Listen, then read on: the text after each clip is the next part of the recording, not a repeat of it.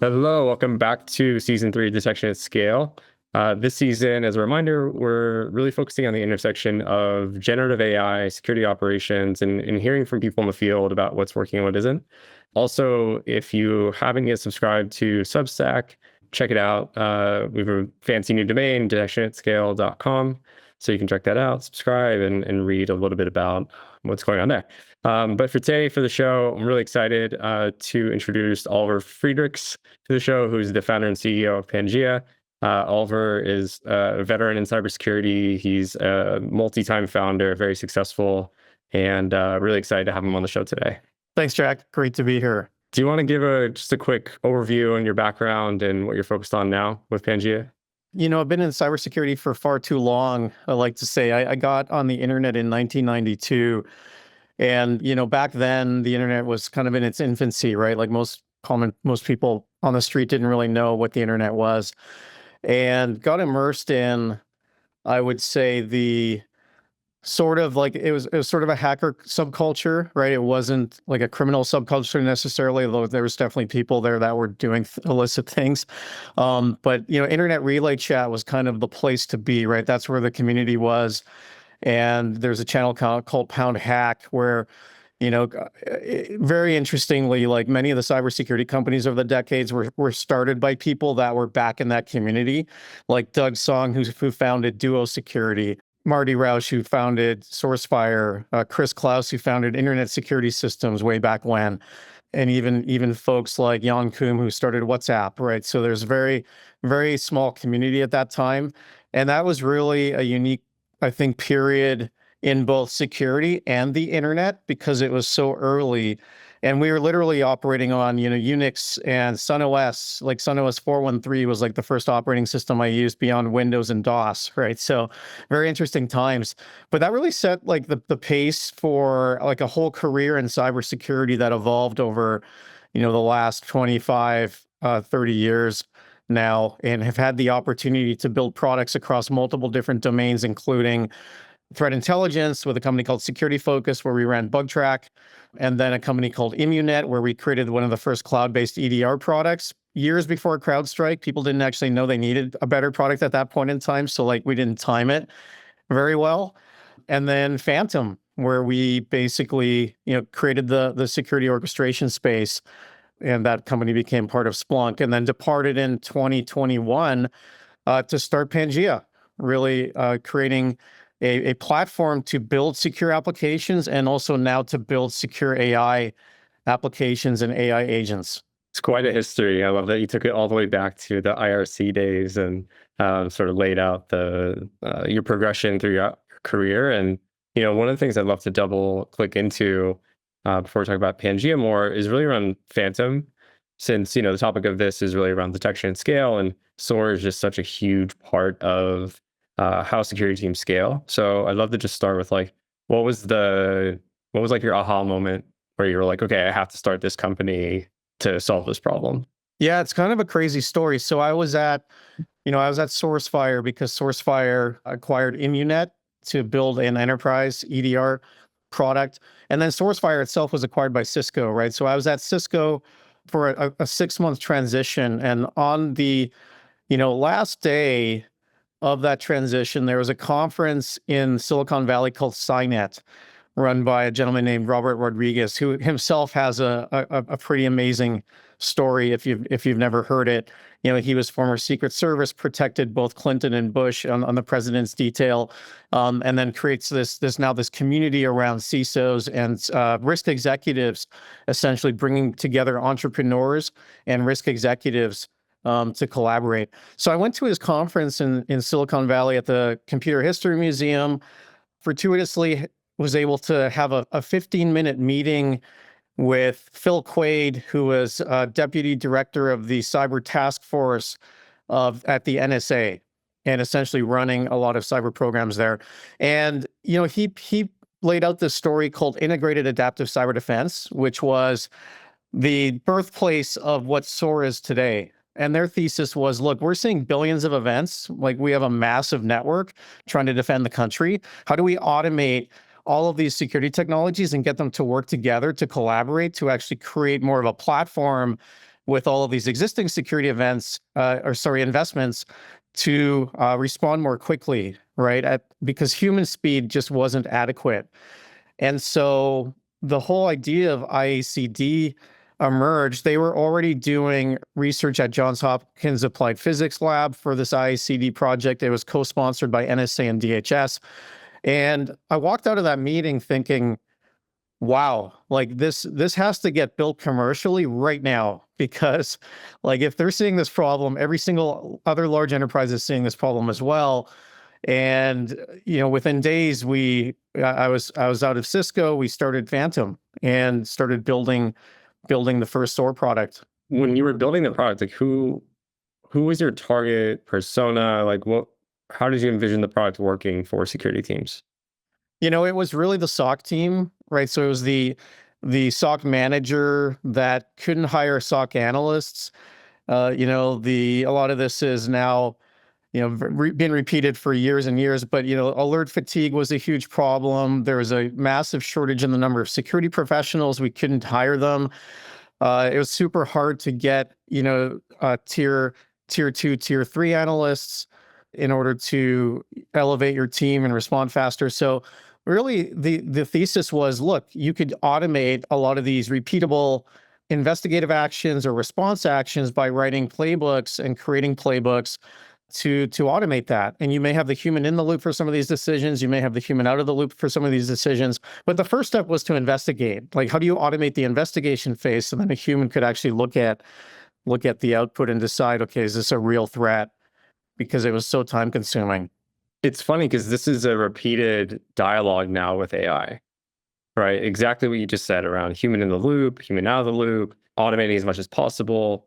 So, as you spent multiple years working on this problem and really developing it, I'm curious, what were people's appetite for automated response end to end? So human in the loop versus human out of the loop. Like, what did you see was more common in accounts, like as you sort of grew the business? Yeah, I think for some of the low risk things like investigation, people were comfortable automating and fully automating the human in the loop or human out of the loop playbooks, for example. But then for things that actually took action to remediate, let's say taking a server offline, incorporating a firewall rule, or blocking, a device, those types of things would require human intervention and oversight. So we had to build this whole framework around essentially incorporating approvals and allowing people to be involved in that process to be able to make it easier and less risky. Yeah, that makes a lot of sense. I've heard it described as like read versus write sometimes as well, right? So investigation is very much a query and a synthesize.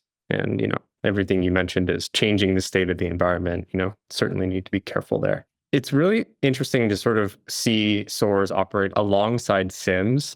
So I'm curious on your perspective here of how do you think that relationship should harmoniously work together?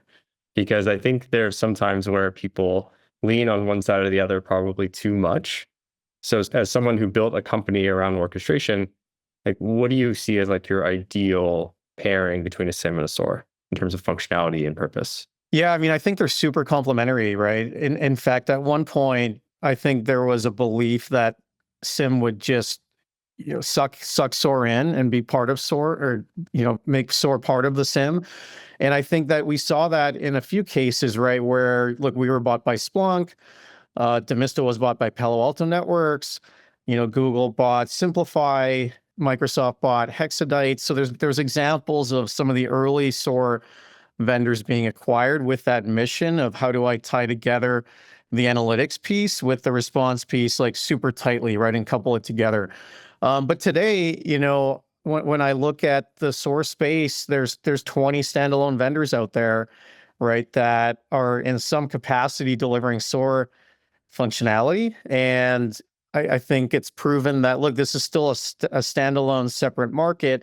I don't think Gartner tracks it as a magic quadrant or anything at this point, right? I don't think they ever really have. They definitely still track it as a category, but there's no quadrant around it. So I think, look, a lot of the big security players all acquired with the goal of integrating super tightly. I mean, in security broadly, like, do Like, what's your take on the consolidation that's happened? And it actually might even be related a lot to the problem statement you mentioned that Phantom was founded on, right? Like there's a lot of these disparate tools, we have to glue them together somehow. But over the years, we've seen more consolidation. So do you see that continuing broadly in security? And what is your perception of that? Yeah, I think it's inevitable. The ability for startups to innovate and move fast, right, is very difficult to replicate in a big company. So I think larger entities will always consolidate and pull in new technologies. I think we're likely going to see that in the AI space in the future as well, right? Because that's a whole new category that's being created by new vendors and new companies as well. So for that reason alone, I think we'll continue to see that. I think the interesting thing, though, especially in startup land, is that there are, someone claimed 5,000 security vendors now in the startup ecosystem. So if you look at the number of companies that actually have the ability to acquire someone, it's very, very small, right? Which raises the question, what's going to happen with all of these vendors in the long run? I mean, ultimately, you have to have a plan to make it on your own and go the long run. Wow, 5,000 is staggering to think about. That's remarkable. I mean, it's kind of like the crowded, it's probably the same thing with the AI companies just broadly now. You see the market landscape slide, and it's just like you can't even read like all the logos. So yeah, it's very interesting to see that happen. So with LLM sort of entering the picture in, the last few years, you mentioned this idea of integrated adaptive cyber defense, and it feels like agents really fit that bill really well. And, I know you've sort of moved on to a different, problem to solve. But I guess I'm curious on how hopeful you are around agents in really like living out that intention of integrated adaptive cyber defense. Yeah, look, I think when we started Phantom, there was discussion around this concept called cyber reasoning back in 2014, 2015, right? What we didn't have was large language models to actually implement it. And so it's pretty amazing to see what's happening now where companies, there's probably a few dozen, I would guess now, that are actually implementing agentic-based response products, right? I'm personally involved with a few of them. One's called Drop Zone. That was probably one of the first created to take the concept of agents before the concept of agents really even existed, right? And leverage large language models to implement that. And another one being Command Zero, that also helps to package response out of the box and leverage AI to make that more effective. So there's a lot of companies that are leveraging those approaches. And really, it's amazing what you can do with large language models and their reasoning ability in solving that problem now. Because, if you go back in time when we built Phantom, you had to build playbooks and you literally had to write Python code to execute these repeatable, train of thoughts or the simulate reasoning, but we really weren't able to do it on the fly. Like you had to know what the attack was and you had to have like a pre-canned playbook.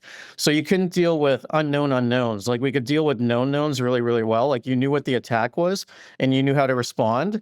And that was very limiting. And it also limited the customer because you had to be essentially a Fortune 500 and apply engineers to write playbooks to respond. And so it's amazing how, reasoning takes that both down market, but also lets us respond to a broader set of threats more autonomously than we were able to before. Yeah, that makes a lot of sense, especially in filling the gap on the, the deterministic flows, which we may want to do all the time, and then the more adaptive flows, which the AI can sort of reason about on the fly. Do you see like a high importance in being able to influence the reasoning of the LLM? Because obviously we don't want to start from scratch every time. So how do you think about that balance? Yeah, I think from what I'm not an expert at this, having been a little bit distanced from it for a while now, but I think that in every case you want to provide context on the environment as well as information on like how you would respond potentially, right? Because large language models themselves inherently aren't going to have that knowledge.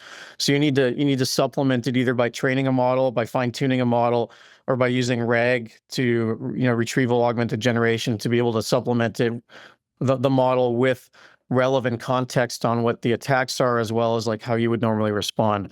So I think that's probably what we're seeing with these types of products is either baking in like broader response knowledge across, here's what incident response looks like in these scenarios, but then also environment specific knowledge for each individual organization, right? You now have the ability to do that as well, including taking data on past cases that were manually processed, right? And being able to train the model or provide data to reg to be able to automate those. That makes a ton of sense. The organizational context is also pretty easy to inject these days since LLMs are very good at understanding language. So that's a huge advantage versus needing to operate within the bounds of like a highly structured sort of wedge that your system understands. So it's really exciting times for sure. And it's going to be really interesting to see how this plays out over the next few years. So I want to ask you about Pangea. So you made a comment when you were explaining Phantom saying, how do we automate all the security tech together to create a platform to respond more quickly?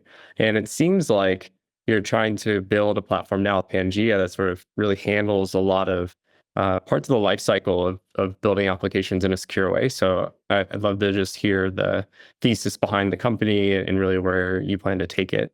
Yeah, we focus on helping development teams build secure applications, in particular secure AI, because every single organization is building AI applications today, as you may know, right? So how do you do that securely? Well, you have a lot of the traditional building blocks that you need to build cloud applications like authentication, authorization, audit logging, and so on. But AI applications have an entirely new set of attack vectors or threat vectors, right? So the attack surface itself has expanded, and you now have attacks like prompt injection that you need to worry about, right? Which is probably the main thing that people think about when they think about large language models and chatbot-based attacks. But that's something that's a real problem. So that's yet another avenue that we need to protect. So we provide a set of building blocks that help you deliver secure AI apps fast, essentially by providing those guardrails that you can plug into your application. You can either take the API-based approach by plugging us into your code. So we'll give you the modules that are delivered as an API that you can plug into your code, or you can plug us into, let's say, an AI gateway or an API gateway, right? Some of our larger customers have multiple models. They have many applications. They're routing through the central choke point of an AI gateway.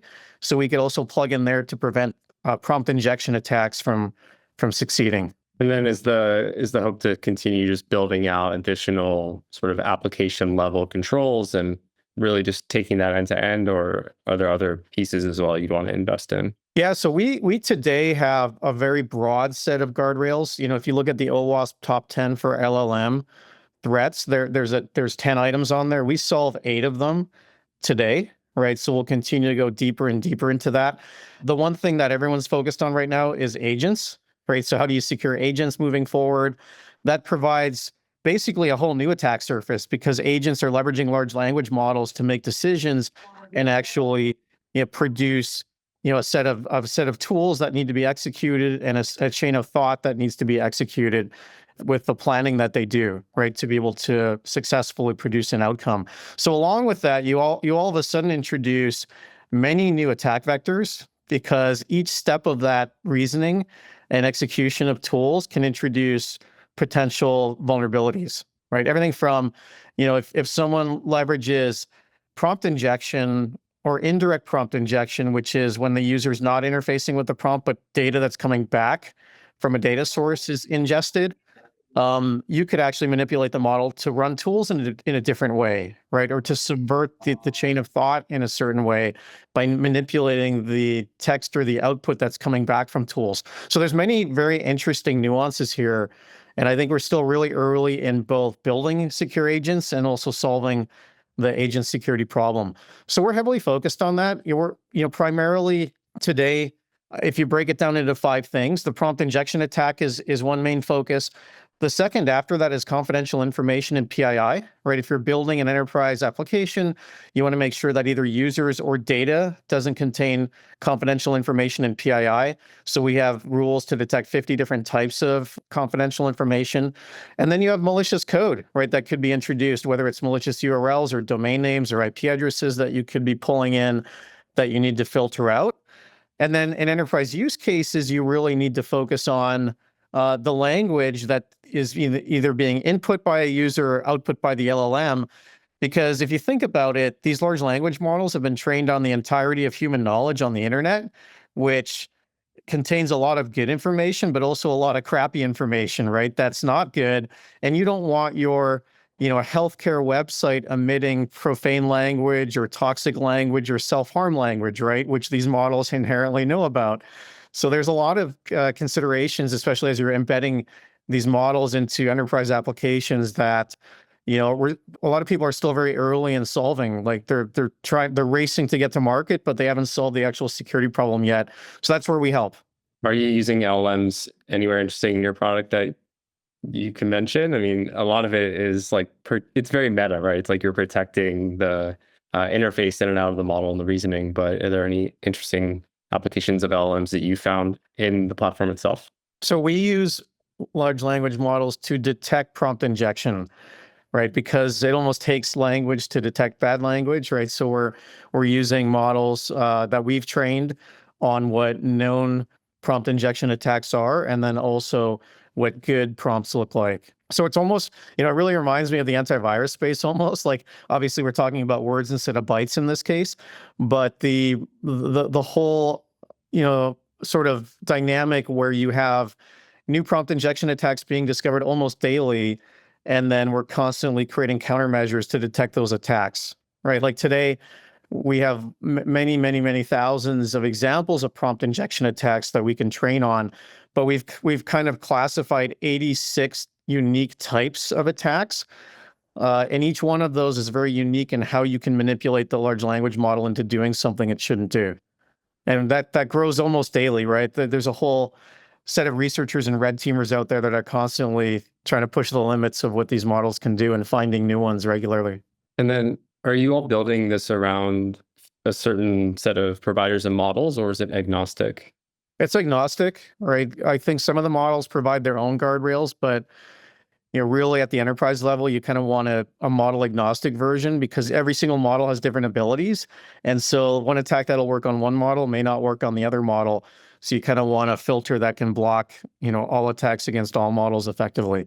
And then the idea is that if you detect a prompt injection attack, they get a notification, and then what? They would go into your system and adjust the guardrail, or like, what's the user journey like for this? Yeah, so it's really, we sit in line, right? So when the prompt comes in, let's say a chatbot, we process it and we can tell the chatbot to allow or deny it in real time, right? Typically, these responses come back in sub 100 milliseconds, and so there's really no latency impact.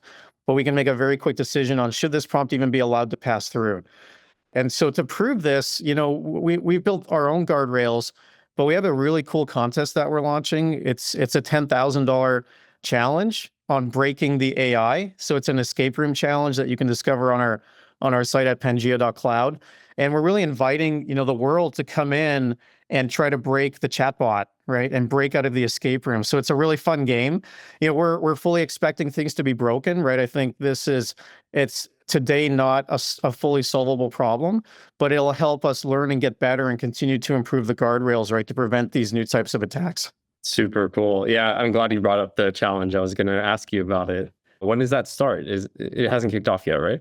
No, it's beginning of March. You can register now, and we'll notify you when it goes live. But yeah, I'm excited about it. It's actually turning into something really cool. The graphics around it are really interesting, and it's almost like an old school adventure game, right? There's text involved, so like, how do you escape out of the escape room? And yeah, can't wait for it to go live. It sounds really exciting. I think I'm going to have to try and break it just to see if I could do it. Awesome, Oliver. It's really amazing just hearing your journey and picking your brain on all these different topics. And, I'd love to just kind of round out the conversation with, a few predictions on where you think security is going to be in the next 5 years. Just maybe 3 predictions on sort of what you see coming, since you've had sort of correct foresight a lot, it seems, in sort of looking ahead at the trends. So, what do you see in that time in the next 5 years? Well, I think it's evident that AI is going to play a huge role in everything moving forward, both from a detection response standpoint. We've been using AI in detection for decades, using machine learning, though. The traditional based machine learning models like C4.5 and C5 machine learning models. But now with large language models, we're able to solve human problems, right, in a way that we couldn't solve them before. So we've talked about that already. I also think the risks of AI are even more imminent today. One of the interesting things is there's a whole, belief that AI could extinguish humanity because we've never had a species that's smarter than us, that we've been subservient to, that's better than us at most things, right? And so, one researcher, Jeffrey Hinton, who actually won the Nobel Prize for Physics back last year, departed Google because of his belief in the risks of AI.